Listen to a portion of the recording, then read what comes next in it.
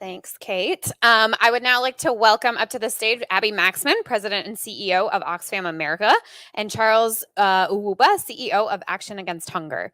Can I actually have you here? And I'll have Charles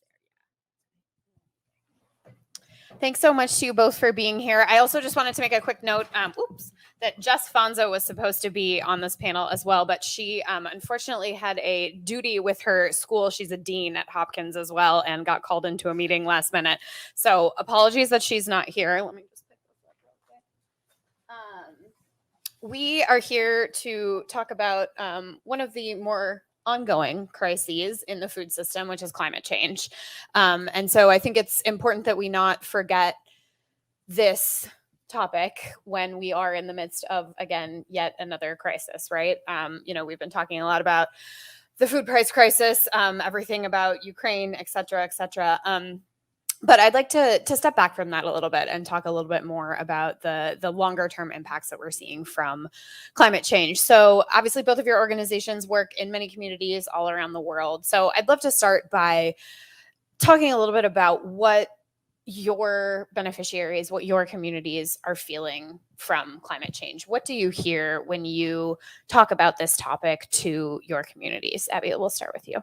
Thanks so much. It's good to be here. And it's so important to be talking about the systems. And that's been a thread of the day. And it's putting the spotlight on that is just fundamental right now, because what the communities we work with and our partners are saying repeatedly is there's this supercharged compounding impact of climate on COVID, all of the C's that have already been mentioned, but putting the human face to who is affected disproportionately. We know it is Black and brown communities. We know it is disproportionately women. We know that as you go and experience the compounding impact of climate, the same people are disproportionately feeling the effects, and they are least responsible for the causes of climate change and the impacts they're experiencing. And so from the Horn of Africa, we know that the data, we know the numbers, we've heard them throughout the day, but there's individual people whose livelihoods are being affected. And just one of a pastoralist named Kali Daoud in Jubaland, Somalia, who spoke with us just the other day about having 150 cattle before these repeated shocks, the climate of drought, and he now has 0. This is a 75-year-old pastoralist who has managed to adapt and have a livelihood, and his livelihoods are decimated, and has talks about we're staring hunger in the face. And so the face of hunger is everywhere right now, from the Horn of Africa, from what we're seeing in the Central America Dry Corridor, where from 2019 and 2020 alone, before what we've been seeing, they experienced the highest increase in hunger. And we've heard the numbers throughout the day already of what's happening to people everywhere, from Bangladesh to the Horn to the Sahel. And the stories and the human faces and the women who are making those impossible choices. And for myself, as a mother of 3, I often think about that choice of, I would have to choose of who gets to eat of my children and when.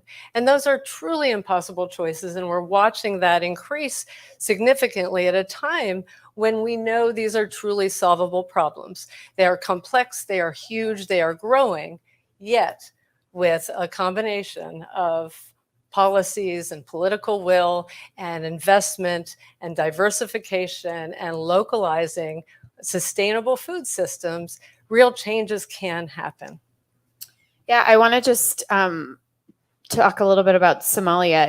If any of you got a chance to read my colleague Sarah Jerving's really amazing reporting out of Somaliland, she was on a reporting trip there just last month, I believe, and just really stark images and stories, of people that are being forced to make those choices. And with climate change, I think we're seeing as well, every time people are forced to cope after, a bad season, after yet another drought, and animals are dying off, people have fewer resources to fall back on, right? They sell other resources and you're left with nothing at the end.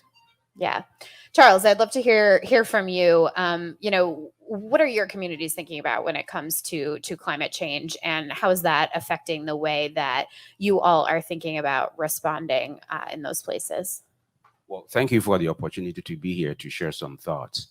Um, we're seeing the effects when we wake up in the morning and we go to our nutrition and health centers, and we have women who have lined up there with their children in their arms, extremely weak from malnutrition.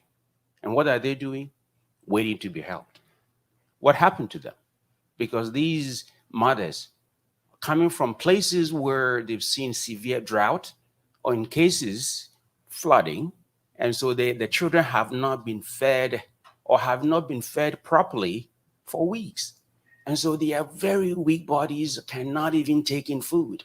So they line up, we walk up, there they are. We have to help them right there. What else are we seeing?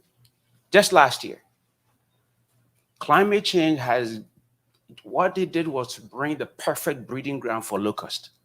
So we saw locust swarms the size of Los Angeles descending on parts of East Africa and devouring crops. That's what happens to people in the area.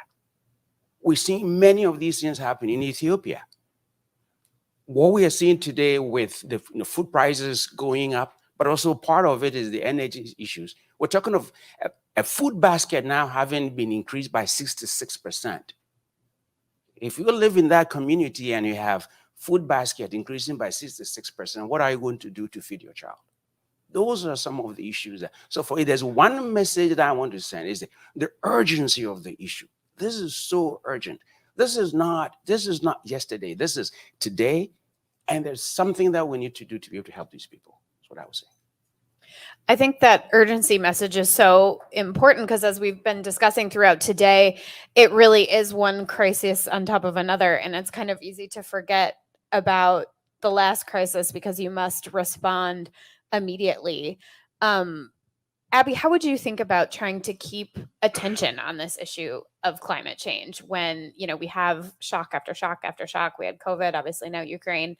How do we keep the world's attention on this? I think we've proven as a global community we know exactly what we need to do, but of course it's not happening. Well, all of us need to keep thinking about how to keep the world's attention. As you say, it's almost a whiplash of crisis to crisis to crisis. And I think people's absorption capacity, those who want to support and engage and get involved and give money, they don't even know what to give to. People want to do the most good, and to help them do that is really critical. I think there's a combination of being able to explain and help people understand both what individuals can do when you talk about things like food systems, that everybody can make a difference, and look at, consumer education and one's own individual agency and what you can do in your home to make a difference, whether it's here in the United States or elsewhere. At the same time, giving that understanding of policy solutions that can really matter and help people understand the supply chain and the value chains and how it works. We know that a driver of what people eat is what is produced and subsidized. And so we know that there's just 3 crops: wheat, maize, and rice, that account for about 1/3 of calories that the world's population consume. And so when people understand, when you talk about diversifying and localizing what people eat, helping make that palpable and understandable. Like, what do you mean when we talk about these giant numbers that can feel so overwhelming, and and we're going to fix the what, and my action is going to make a difference. So helping people both individually, collectively, and all of us, the collaboration and the partnerships that are fundamental, so that we can incentivize different ways of diversifying and localizing production that is much more sustainable and makes food access more accessible. And also those issues about purchasing power and how you can localize and make food accessible locally. Right. Yeah. Charles was, talking about how expensive food has gotten. And obviously the whole world is seeing that.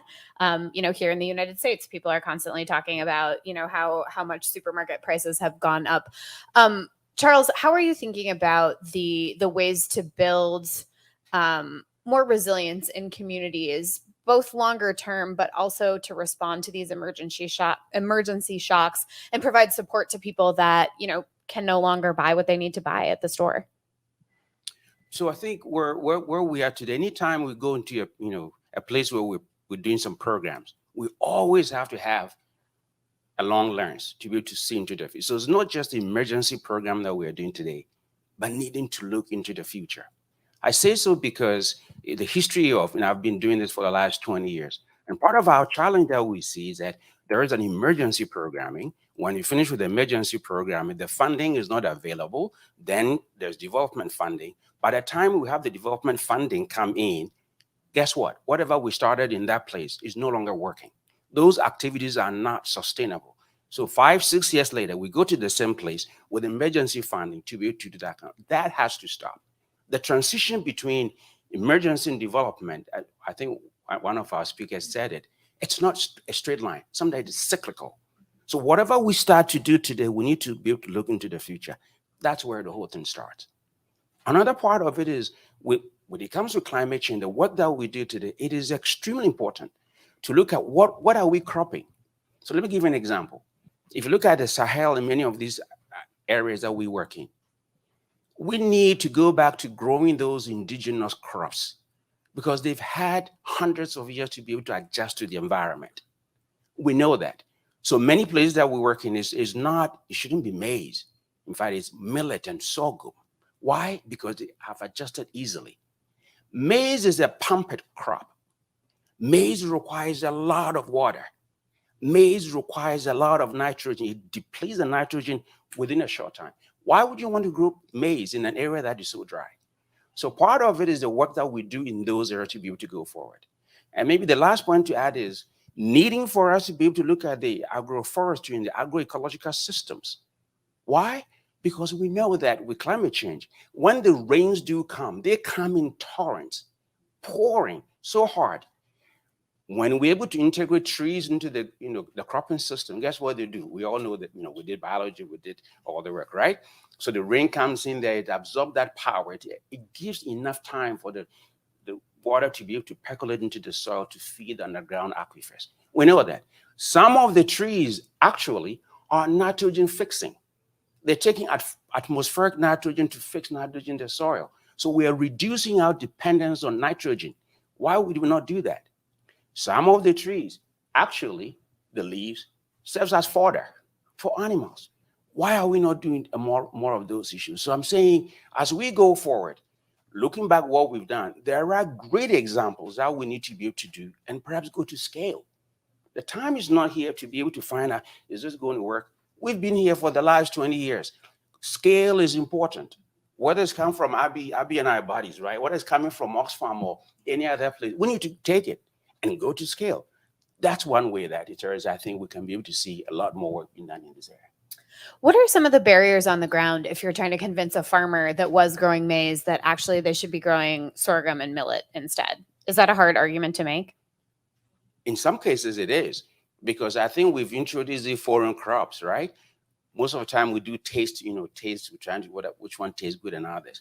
But it's difficult because they've gotten used to maize now. So it takes time. And that's where we have to work with the community. Sometimes we show them examples. Sometimes we engage with them. Like, look, in this area, millet was the one that was being grown. But what is the nutritional value of millet and corn and sorghum? So by making it available to them and engaging with them, they're more than happy to be able to pick it up. But we have to incentivize them to be able to move away from some of these. It's all about incentives that we need to be to tell the ordinary farmer to be to go for. And then if we can help them, in some cases, the smallholder farmer, incentives like irrigation. We've mentioned the smallholder farmer here, but I would say one of the things we need to do more of, irrigation for the smallholder farmer. $170 US, less than $200. We are able to irrigate 2 acres of land. And we know that that's the only reason why production is low. If you look at the hydrological map of many of these places, we have enough streams and water. There's water underground. $200 with a treadmill, we can crop 2 acres of land. So those are some of the things, Teresa, that we have to work with the community and tell them, and they buy into that when we do that. How about you, Abby? How are you thinking about that issue of, you know, incentivizing farmers to take up more climate friendly practices? Well, it's building on Charles's point. There's looking at the system as a whole, because it is a system, and we see what farmers grow is what governments subsidize. And so there's a connection there. And so we have to end what international research and development actors are supporting. So all of us, this is a moment, and it's a critical moment, as I think we all agree, to see, is this time for a strategic reset and what is incentivized in the whole system? And so every action, if farmers are incentivized and if subsidies are to grow locally and diversify and look for sustainable and climate resilient crops, this is an opportunity, while also investing in making sure that people have access to food now. And so it's looking at the suite of approaches and this, getting away from the false humanitarian or development. A farmer does not think of themselves as a humanitarian or a development. They're a human being, and they're farmers who are working to support families and livelihoods. And so we can kind of reset how we talk about it, how we incentivize, invest, diversify, and localize.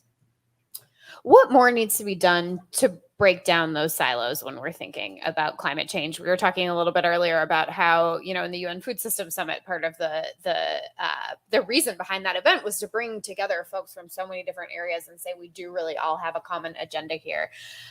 What more needs to be done there? Because obviously we're not there yet. Well, again, looking at from a systems, from farmer to system and farmer, when we look at some of the financing instruments for climate, there was a study recently of looking at the Green Climate Fund, and on average, it took 21 months for a project to be approved and get resources out at a macro level, at that level. Now, 21 months, we know that there's an urgency of now, not just on responding to humanitarian needs, but in transforming the systems. And so we have to look at how there's not this dizzying array and complexity of how the financing that does exist gets accessed, concurrent with making sure the investment in what people need now. How do we drive down purchasing power? How do you get cash and food accessible to people who need it now so that they can invest back, and look at even some links between what is grown and what school feeding programs are happening locally. And so making those links, every one of us, from the private sector example to public and government and civil society, and making sure we're having the voices of those who are most affected at the table to help inform what's happening and where investment flows. Mm-hmm. Charles, I want to talk a little bit more about that investment piece. What more needs to be done to make sure that the investment actually is getting directed to where it needs to go? So part of it has to do with the kind of programs that our donors are funding. Having done this for 20-something years, if I wear my lens, I'm looking at it, the proposal, I'm finding out, what would this lead to? Because we know the resilience framework we've used for all these years. Is it in there? What would that lead to? When are you stopping? If you come back 5-10 years later, are you going to do the same thing? So for me, part of it is also making sure that what the donors are funding with climate change, which is here today, needing to be sure that whatever we do today, we have a climate lens to all the proposals that we're actually pushing it out. It is critical. So we need to be able to do that. And then if you want to go into some details, to what extent is it actually helping within the community, and are people actually going to be fed well, and what does it mean? Part of this is also, for me, I will go even back to how the children are fed as part of the whole process there. Stunting. If you ask me, the reason why we have inequality is because we have children who have stunted brains. So part of the work we do today is to make sure we deal with stunting today. Because the data is clear. A child whose brain is stunted, we know that his or her earning capacity is going to be low. We know what it means for the offspring coming from this child. So as part of the work that we do while we're trying to look at financing and others, for the future, we need to make sure that we build this into our programs and to be able to do it well. Perhaps the last thing to share with you all is the data is so clear. If we invest $1 in hunger programming, the fact that we're going to get $16 in return is the reason why I want to speak with my buddy from Pepsi Cola and engage with you, WFP and others, to be able to see more investment today. If I can say this, the money is not enough. Don't we need more money here?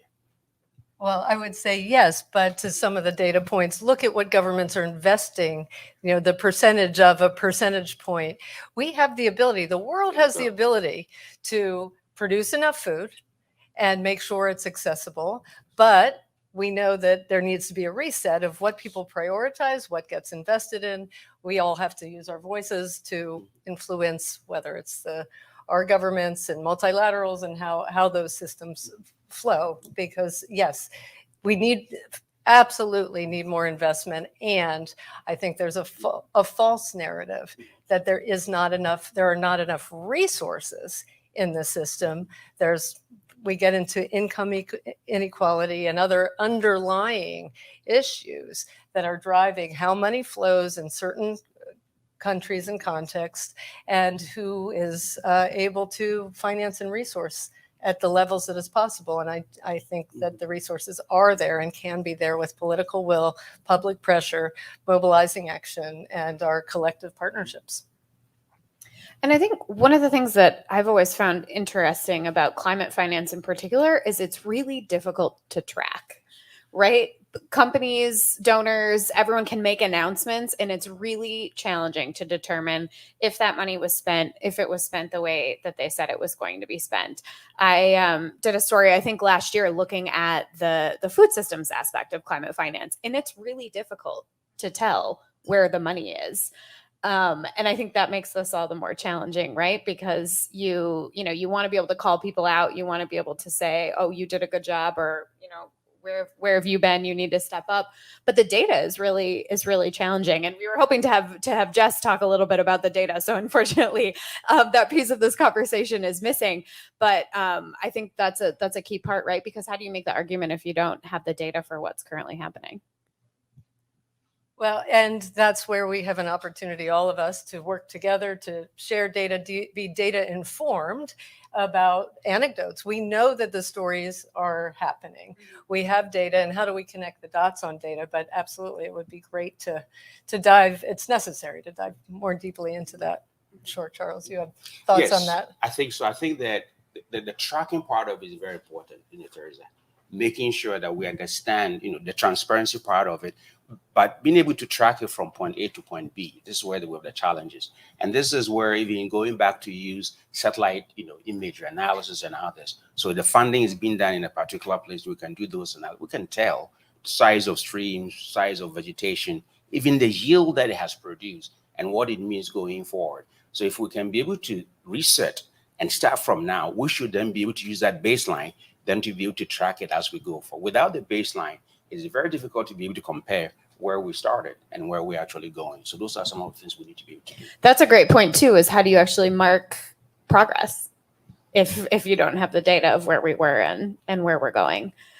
I want to talk a little bit about how, transformation out of climate change could also be an opportunity in the response. How can we use this as an opportunity to actually remake the food system into something that is more sustainable going forward? Well, thinking about this conversation about what is a sustainable local food system. And I think there's more talk in certain contexts about that. And how does that become a dominant narrative? In the same way, analogous of during COVID, what it unleashed was a recognition of inequality and income inequality, things that were not talked about as often. And right now, I think there's the compounding, supercharged nature of what's happening, and can be, as you say, an opportunity to bring light to, it has to be a moment to reset, apply learnings. Earlier on, you were talking about, oh, have we learned anything from? And we can mark whatever point in time. And actually, the learning has happened. A lot of research is there, and data and information and studies, but be applying the learning, the political will, the incentives and pressures that get politicized and polarized need to change. And so, looking at sustainable local food systems and how we each play a part in that is going to be key. Yeah, exactly. We can write a lot of papers about it, but does it change the way that we actually do things? Charles, what are your thoughts on that? Yeah, I think it's an opportunity for us to get healthy as human beings. That's what it means as part of this process. Because if you look at a typical sustainable diet, its simplest definition is healthy food that also causes the least damage to the environment. There's an opportunity in there. I know it's a complex subject because both sides of the equation, with the consumption side and the production side, right? But if you look at it very carefully, I know the consumption side sometimes can be a little bit emotional. We understand that. I mean, we know today that a kilogram of beef on our table, before we see it, has already caused 99 kilograms into the atmosphere. That's carbon dioxide. If you put it into perspective, 1 kilogram of chicken on our table, how much? 10 kilograms of carbon dioxide into the atmosphere. Let's talk about beans. 1 kilogram of beans on our table, less than what? Is 0.98 of a kilogram that goes into the atmosphere in terms of carbon dioxide. I know it's complex and it's very difficult, but it's an opportunity for us to be able to understand this, for us to get even healthier. Now, that's the consumption side of the equation. The production side, that's where I think we have a lot more opportunities to be able to do. And I have already indicated the agroecological systems, the agroforestry systems, and others that we need to be able to do. This is the time for us to understand that we live in a global ecosystem. And within an ecosystem, whatever happens within that ecosystem has an impact on every unit that is within that ecosystem. So part of it, Teresa, is us educating and letting people understand. This is a time to reset. Abby has already indicated that we can even get healthier and learn to live with this beautiful environment. Without that, I don't know. 30 years from now, I don't know where we're going to be, Teresa. I would like to think somewhere positive, but it can be hard. It can be hard, but as I think CD talked about his daughter influencing, I mean, I feel like I am the target of my children's advocacy every day of when they look at what if I bought something and, spending time at the grocery store of like, where am I going to find the thing that doesn't have the plastic and doesn't have the, it's very hard, but that's our future too. It's the next generation of activists who are thinking and critically thinking about what they do, what we do, what others can do, and how they can make a difference. Yeah, that's a really interesting point too, thinking about how much power consumers have. And in some instances, unfortunately, not a lot, but in other instances, yeah, they can be driving choices. I would love to bring our audience into this conversation, take advantage of the fact that y'all are here in person. If anyone has a question, we've got a roving mic, so feel free to give a little wave, and we can bring you into the conversation. But I would love to talk a little bit about as well the thinking about climate change coming out of the UN Food Systems Summit. I mean, are you both hopeful that we really can maintain attention on this in this moment of crisis? I think that every one of us in this room, and hopefully everyone watching, has real agency here. And so hope we all have a responsibility and an opportunity to maintain attention and keep hope. There are alternatives, not ones that any of us who it's been our life's work are ready to think about, because we're looking at the macro implications of what's happening with the war in Ukraine, the impact on fuel, food, fertilizer, all the things we've talked about today. And we have to keep hope. We have to keep action. We've seen when the power of people coming together and taking action for climate and for racial equity and racial justice, we know what's possible. And there's been a lot of reckonings over the past several years. And if we can't lose the momentum and the commitment, even when our gaze gets pushed here and there, what do we all do every single day to keep attention, to keep momentum, to keep commitment, to do these things of investing, localizing, diversifying, and incentivizing the right behaviors, how we invest in smallholder farmers and local production. And it's something we just have to keep galvanized around every day. And it could be hard, right? Like that was quite the laundry list that you just had there to maintain energy on all of that. I'm, like Abby, I'm also very, very hopeful, just for the word hope itself, because of what hope does for us, enabling us to be able to have that energy and desire to be able to go to face tomorrow. And that is critical where we are today. But I'm also hopeful because there are lots of programs with great results in the world today that we need to be able to go back to and be able to do a lot more of. We can go back to Ethiopia and the Antioquia Valley when the famine happened. Go there today, it's green. Why? Because of what we did at the time. That gives me hope. Because Abby's, organization, my organization, Action Against Hunger, Care International, and others, great programming. We don't need to struggle to find those programs. It has to be available to us and then take it to scale. So I'm hopeful. And adding on that even further, the stories of hope. The Mali in Uganda, who we talked about earlier, or heard about earlier. I mean, these are people who are awe-inspiring every single day. People who are lifting themselves up, doing the hard work, the resilience of the human spirit and the human effort. And it is really, and I think if we can bring those stories to light and remind of the power and privilege we all have to be able to keep that. Yes, there's a lot, but the choices are about our future and about a sustainable world and sustainable food systems that actually support a just and equitable world.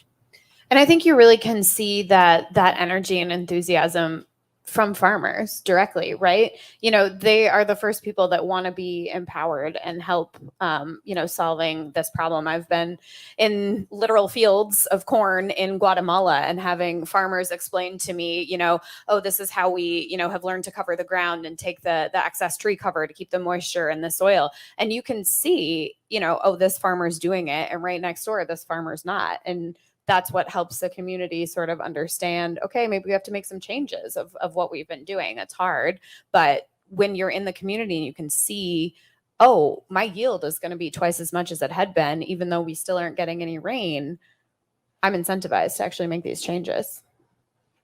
Absolutely. And just another thought, I think pre-COVID, we all saw some progress, real progress around SDG2, for example. The needle did move. We know it can be possible.